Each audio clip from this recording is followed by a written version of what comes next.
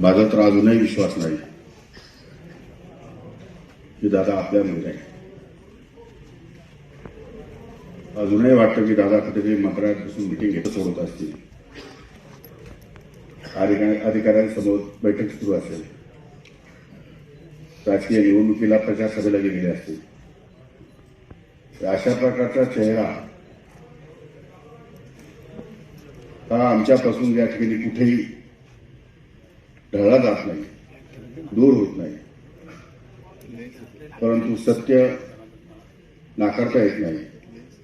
महाराष्ट्रातल्या घराघरामध्ये, प्रत्येक पक्षाच्या नेत्यामध्ये, प्रत्येक पक्षाच्या घरामध्ये अत्यंत दुःखद असं वातावरण आणि सर्वांना आश्चर्याचा धक्का बसला की दादा आज आपल्यात नाही.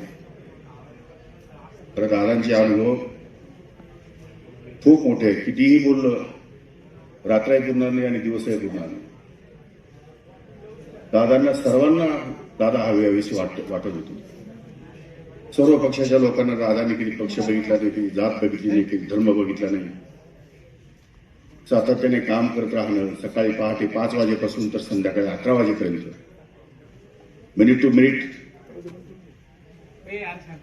टाइम मॅनेजमेंटचा बादशाह ज्याला आपण म्हणतो. टाइम कसं मेंटेन करावं राजकारणामध्ये हे फक्त आणि फक्त अजित पवार सांगू शकतात.